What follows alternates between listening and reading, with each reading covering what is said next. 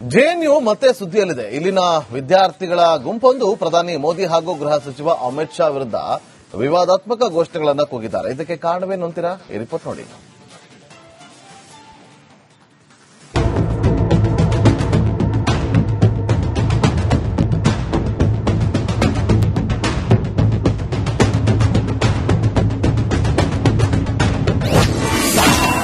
ಉಮರ್ ಖಾಲಿದ್ ಶಾರ್ಜಲ್ ಜಾಮೀನು ರದ್ದು. ಜೆಎನ್ಯುನಲ್ಲಿ ಮೋದಿ ಅಮಿತ್ ಶಾ ವಿರುದ್ಧ ಘೋಷಣೆ.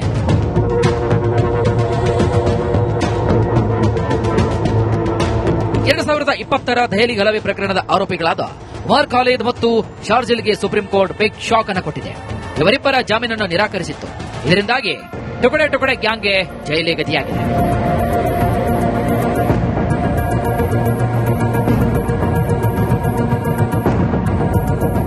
ಇವರಿಬ್ಬರ ಜಾಮೀನು ರದ್ದಾದ ಬೆನ್ನಲ್ಲೇ ಜೆಎನ್ಯುನಲ್ಲಿ ವಿದ್ಯಾರ್ಥಿಗಳ ಗುಂಪೊಂದು ಪ್ರತಿಭಟನೆ ನಡೆಸಿದೆ. ಪ್ರಧಾನಿ ಮೋದಿ ಮತ್ತು ಗೃಹ ಸಚಿವ ಅಮಿತ್ ಶಾ ವಿರುದ್ಧ ವಿವಾದಾತ್ಮಕ ಘೋಷಣೆಗಳನ್ನು ಕೂಗಿದ್ದಾರೆ.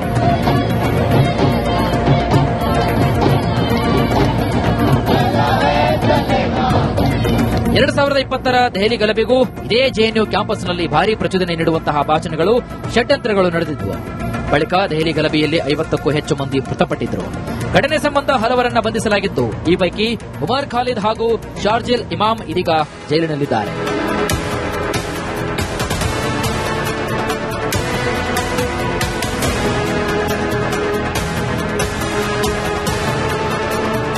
ಸದ್ಯ ದೆಹಲಿ ಗಲಭೆ ಪಿತೂರಿ ಪ್ರಕರಣದಲ್ಲಿ ಇತರೆ 5 ಆರೋಪಿಗಳಿಗೆ ಜಾಮೀನು ಮಂಜೂರು ಮಾಡಿದ್ದ ಸುಪ್ರೀಂ ಕೋರ್ಟ್ ಖಾಲಿದ್ ಹಾಗೂ ಶಾರ್ಜಿಲ್ಗೆ ಜಾಮೀನು ನೀಡಲು ನಿರಾಕರಿಸಿತು. ಇದರಿಂದ ಜೆಎನ್ಯುನಲ್ಲಿ ವಿದ್ಯಾರ್ಥಿಗಳ ಗುಂಪೊಂದು ಕೋರ್ಟ್ ತೀರ್ಪನ್ನು ವಿರೋಧಿಸಿ ಪ್ರತಿಭಟಿಸಿದ್ದಾರೆ. Bureau report, Republic Kannada.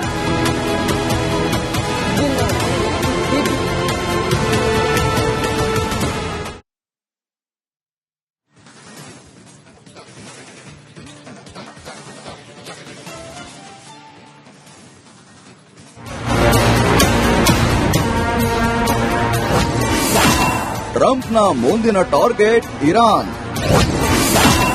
Supreme leader Khamenei ಮೇಲೆ ಕಣ್ಣು.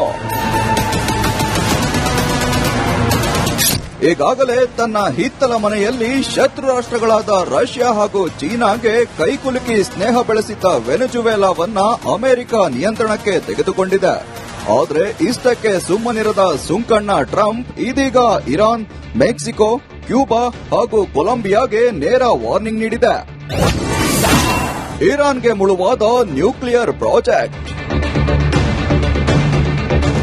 1979ರಲ್ಲಿ ಇರಾನ್ನಲ್ಲಾದ ಇಸ್ಲಾಮಿಕ್ ಕ್ರಾಂತಿಯ ನಂತರ ಅಮೆರಿಕ ಹಾಗೂ ಶಿಯಾ ಮುಸ್ಲಿಂ ರಾಷ್ಟ್ರ ಇರಾನ್ ನಡುವೆ ಪರಸ್ಪರ ತಿಕ್ಕಾಟ ಇದ್ದೇ ಇದೆ. ಆದರೆ ಇದಕ್ಕೆ ಇನ್ನಷ್ಟು ತುಪ್ಪ ಸುರಿದಿದ್ದು ಇರಾನ್ನ ನ್ಯೂಕ್ಲಿಯರ್ ಪ್ರಾಜೆಕ್ಟ್. ಅಣ್ವಸ್ತ್ರ ನಿಶಸ್ತ್ರೀಕರಣ ಒಪ್ಪಂದದ ಪ್ರಕಾರ 1967ಕ್ಕಿಂತ ಮೊದಲು ನ್ಯೂಕ್ಲಿಯರ್ ಬಾಂಬ್ಗಳನ್ನ ಹೊಂದಿದ್ದ ದೇಶಗಳಷ್ಟೇ ಈ ಶಸ್ತ್ರಗಳನ್ನ ಹೊಂದಬಹುದಿತ್ತು. ಆದರೆ ಅದ್ಯಾವಾಗ ಇರಾನ್ ಸದ್ದಿಲ್ಲದೆ ನ್ಯೂಕ್ಲಿಯರ್ ಬಾಂಬ್ಗಳನ್ನ ಸಿದ್ಧಪಡಿಸಲು ಮುಂದಾಯಿತೋ ಆವಾಗ ಅಮೆರಿಕ ಕೆಂಗಣ್ಣಿಗೆ ಗುರಿಯಾಯಿತು. ಇರಾನ್ ಮೇಲೆ ಆರ್ಥಿಕ ನಿರ್ಬಂಧಗಳನ್ನು ಹೇರಿತ್ತು. ಇರಾನ್ನಲ್ಲಿ ಆಂತರಿಕ ದಂಗೆ, ಅಮೆರಿಕ ಪಿತೂರಿ.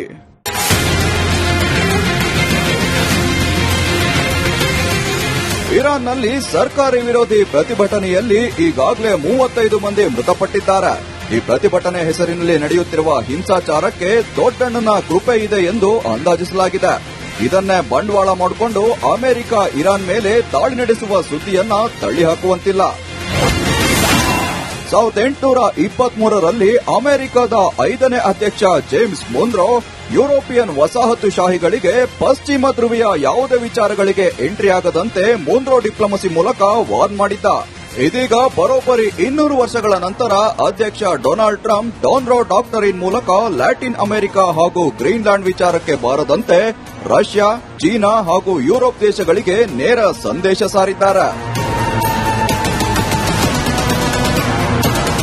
ಒಟ್ನಲ್ಲಿ ಸುಂಕಣ್ಣ ಟ್ರಂಪ್ 2026 ವೆನಿಜುವೆಲಾ ಅಧ್ಯಕ್ಷನ ಹೈಜಾಕ್ನಿಂದ ಶುರು ಮಾಡಿದ್ದಾನೆ. ಇಷ್ಟಕ್ಕೆ ಸುಮ್ಮನಾಗದ ಟ್ರಂಪ್ ಇರಾನ್ ಹಾಗೂ ಲ್ಯಾಟಿನ್ ಅಮೆರಿಕ ದೇಶಗಳಿಗೆ ನೇರ ಸಂದೇಶ ರವಾನಿಸಿದ್ದಾನೆ. ಮುಂದೇನಾಗಲಿದೆ ಅನ್ನೋದನ್ನ ಕಾದು ನೋಡಬೇಕಿದೆ. Vinay Prasad, news desk, Republic Kannada.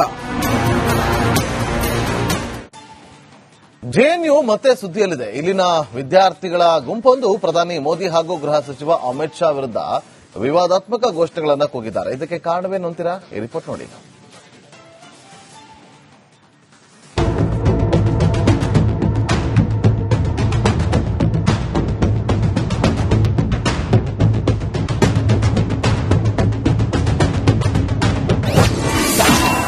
Umar Khalid ಶಾರ್ಜಲ್ ಜಾಮೀನು ರದ್ದು. ಜೆಎನ್ಯುನಲ್ಲಿ ಮೋದಿ ಅಮಿತ್ ಶಾ ವಿರುದ್ಧ ಘೋಷಣೆ.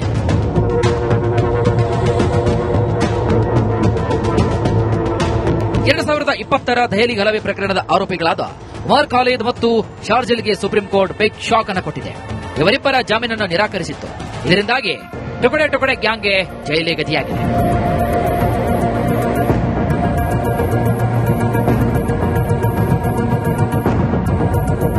ಇವರಿಬ್ಬರ ಜಾಮೀನು ರದ್ದಾದ ಬೆನ್ನಲ್ಲೇ ಜೆಎನ್ಯುನಲ್ಲಿ ವಿದ್ಯಾರ್ಥಿಗಳ ಗುಂಪೊಂದು ಪ್ರತಿಭಟನೆ ನಡೆಸಿದೆ.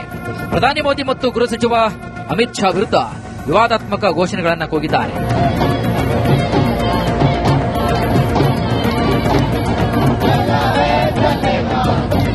ಎರಡು 2020 ದೆಹಲಿ ಗಲಭೆಗೂ ಇದೇ ಜೆಎನ್ಯು ಕ್ಯಾಂಪಸ್ನಲ್ಲಿ ಭಾರೀ ಪ್ರಚೋದನೆ ನೀಡುವಂತಹ ಭಾಷಣಗಳು, ಷಡ್ಯಂತ್ರಗಳು ನಡೆದಿದ್ದವು. ಬಳಿಕ ದೆಹಲಿ ಗಲಭೆಯಲ್ಲಿ 50ಕ್ಕೂ ಹೆಚ್ಚು ಮಂದಿ ಮೃತಪಟ್ಟಿದ್ದರು. ಘಟನೆ ಸಂಬಂಧ ಹಲವರನ್ನ ಬಂಧಿಸಲಾಗಿತ್ತು. ಈ ಪೈಕಿ ಉಮರ್ ಖಾಲಿದ್ ಹಾಗೂ ಶಾರ್ಜಿಲ್ ಇಮಾಮ್ ಇದೀಗ ಜೈಲಿನಲ್ಲಿದ್ದಾರೆ.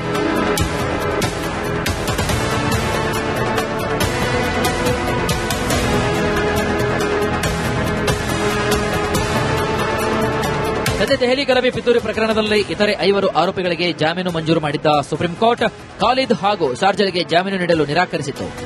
ಇದರಿಂದ ಜೆಎನ್ಯುನಲ್ಲಿ ವಿದ್ಯಾರ್ಥಿಗಳ ಗುಂಪೊಂದು ಕೋರ್ಟ್ ತೀರ್ಪನ್ನು ವಿರೋಧಿಸಿ ಪ್ರತಿಭಟಿಸಿದ್ದಾರೆ. ಬೇರೆ report, Republic Kannada.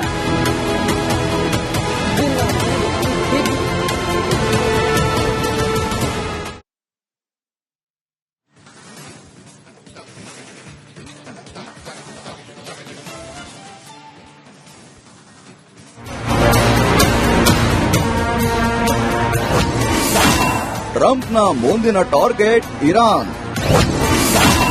Supreme leader Khamenei ಮೇಲೆ ಕಣ್ಣು. ಈಗಾಗಲೇ ತನ್ನ ಹಿತ್ತಲ ಮನೆಯಲ್ಲಿ ಶತ್ರು ರಾಷ್ಟ್ರಗಳಾದ ರಷ್ಯಾ ಹಾಗೂ ಚೀನಾಗೆ ಕೈಕುಲುಕಿ ಸ್ನೇಹ ಬೆಳೆಸಿದ್ದ ವೆನೆಜುವೆಲಾವನ್ನ ಅಮೆರಿಕ ನಿಯಂತ್ರಣಕ್ಕೆ ತೆಗೆದುಕೊಂಡಿದೆ.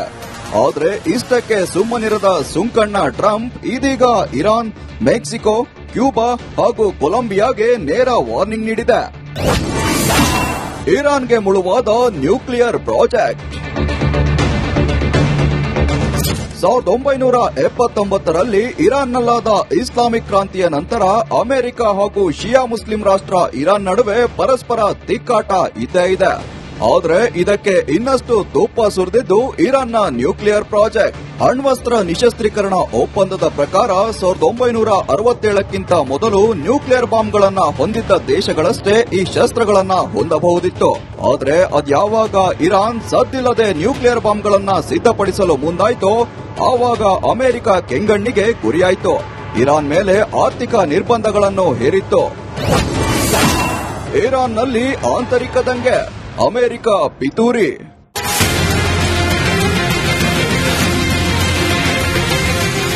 ಇರಾನ್ನಲ್ಲಿ ಸರ್ಕಾರಿ ವಿರೋಧಿ ಪ್ರತಿಭಟನೆಯಲ್ಲಿ ಈಗಾಗಲೇ 35 ಮಂದಿ ಮೃತಪಟ್ಟಿದ್ದಾರೆ. ಈ ಪ್ರತಿಭಟನೆ ಹೆಸರಿನಲ್ಲಿ ನಡೆಯುತ್ತಿರುವ ಹಿಂಸಾಚಾರಕ್ಕೆ ದೊಡ್ಡಣ್ಣನ ಕೃಪೆ ಇದೆ ಎಂದು ಅಂದಾಜಿಸಲಾಗಿದೆ. ಇದನ್ನೇ ಬಂಡವಾಳ ಮಾಡಿಕೊಂಡು ಅಮೆರಿಕ ಇರಾನ್ ಮೇಲೆ ದಾಳಿ ನಡೆಸುವ ಸುದ್ದಿಯನ್ನ ತಳ್ಳಿಹಾಕುವಂತಿಲ್ಲ. 1823ರಲ್ಲಿ ಅಮೆರಿಕದ 5ನೇ ಅಧ್ಯಕ್ಷ ಜೇಮ್ಸ್ ಮೊನ್ರೋ ಯುರೋಪಿಯನ್ ವಸಾಹತುಶಾಹಿಗಳಿಗೆ ಪಶ್ಚಿಮ ಧ್ರುವೀಯ ಯಾವುದೇ ವಿಚಾರಗಳಿಗೆ ಎಂಟ್ರಿ ಆಗದಂತೆ ಮೊನ್ರೋ ಡಿಪ್ಲೊಮಸಿ ಮೂಲಕ ವಾರ್ನ್ ಮಾಡಿದ್ದ.